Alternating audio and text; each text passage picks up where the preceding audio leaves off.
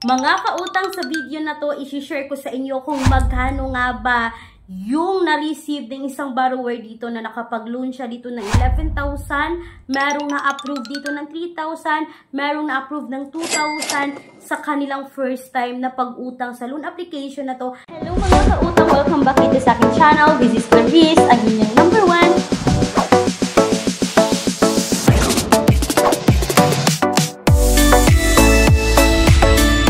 Kaya yan yung pag-usapan natin ngayon sa video na to. I-share ko ngayon sa inyo kung kailan siya babayaran, may tinatagong charges ba, at kung magkano yung interest rate ng loan application na to. Pero bago yan mga kautang, congratulations again sa ating dalawang lucky winners ng TIG 50 pesos each GCash sa video na to. So, ipa-flash ko ngayon sa screen. Kung gusto nyo sumali dito mga kautang, kung napanood mo ngayon ang video na to, mag-comment na kayo dyan. I-comment mo na ang hashtag word sa loob ng video na to.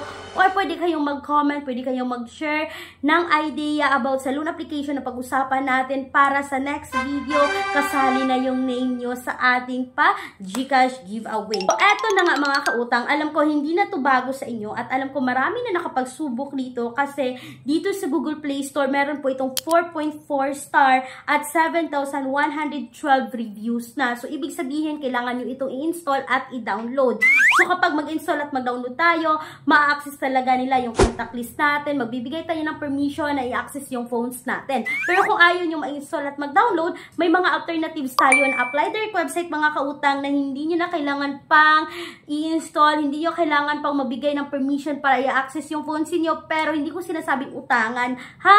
Please, research din pag may time, no? Kahit anumang nagbanggit kong loan application ngayon dito sa video na to, please, i-research nyo muna, no? Kasi hindi po ako agent na loan application, isa lang din po akong mangungutang kagaya ninyo. So, eto na nga, no? Diretso agad tayo sa interest rate, sa offer. Kasi noong July 8, 2025, ito yung sabi ng isang commenter, no? High interest rate, borrowed 11,000, only get 7,000 and to be paid in a week.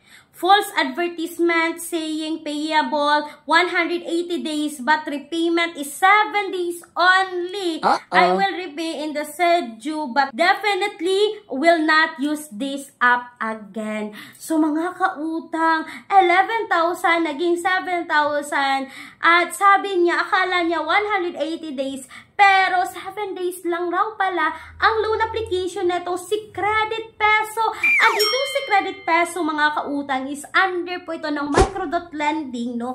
Na-search ko kanina, yes, naka-SEC registered siya, hindi submitting entities, hindi accessing entities sa CIC, pero hindi ibig sabihin na kapag naka-SEC registered ay okay na utangan. Dahil mga kautang, ito po ay isang comment din ng isang commenter, no? Noong August 5, 2025, sabi niya, they are all scammer who just want to make more money. What? There is no option to cancel the loan. They won't even give you the full credit limit. I applied for a loan 2,000, but the loan remitted to my account was only 1,150. Is this a joke? Credit Peso, there is no 3 months repayment option. They only give you 7 days to repay your loan. So mga kautang, huwag talaga magpapadala. So makikita nating advertisement na nagsasabing 120 days, 180 days, 365 days. Kasi wala pong ganyong mga loan app, no? Kapag kayo ay first time dito sa mga utangan online, ako, research talaga mga kautang kasi most of the loan application is 7 days lang po talaga. So, ito, sabi pa ng isang commenter, no, na yung credit limit na na-receive niya noong July 21, 2025, ito na comment, is 3,000, but yung na-receive niya is 1,690, and the amount you need to pay is 3,084 pesos for only 7 days. Nako, nakakaloka si Credit Peso mga kautang, no? And itong si Credit Peso is familiar na talaga ito sa Google Play Store mga kautang, no? Pero may pagbabago lang talaga sa logo niya. Itong si Micro.Lending, ang dami nitong sisters company mga kautang. And yes, for now, itong si Credit Peso is hindi ko ma-recommend sa inyo mga kautang, and please take note no na dapat as a reviewer, as a borrower, no, kagaya tayong lahat, pare-pareho na tayong lahat na nangungutang online, nakakatulong talaga na magbasa tayo bago umutang online. And kung naghahanap talaga kayo, like kagaya kung kayo dyan ay employed, may maganda kayong trabaho na hindi bababa sa 20,000, why not subukan natin sa bangko kung kayo po ay pwedeng ma-qualify dito. And yes, mga kautang, no, and please take note that all applications submitted sa bangko is subject for bank approval. Hindi ibig sabihin na nag-apply ka ngayon, malalaman mo agad kung kayo ay approve or decline. No, it takes week, mga kautang, 3 to 10 banking days yung kailangan nating antayin para malaman kung tayo ba ay approve or decline sa bangko. So, pag sa online loan application naman, like dito sa mga utangan online is, pagkatapos mo mag-apply, malalaman mo agad kung approve ka ba or decline.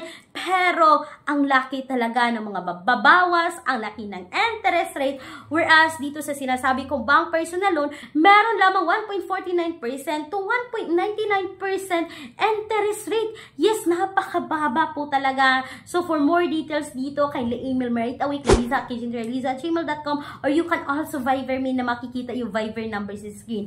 So, mga kautang, balik tayo dito, no, kay Credit Peso na sabi kong hindi ko i-recommend sa inyo. So, may mga alternatives tayo na apply direct website na makikita nyo ngayon sa description box or sa pen comment section na video na to. But hindi ko sinasabing subukan nyo lahat ng sabay-sabay.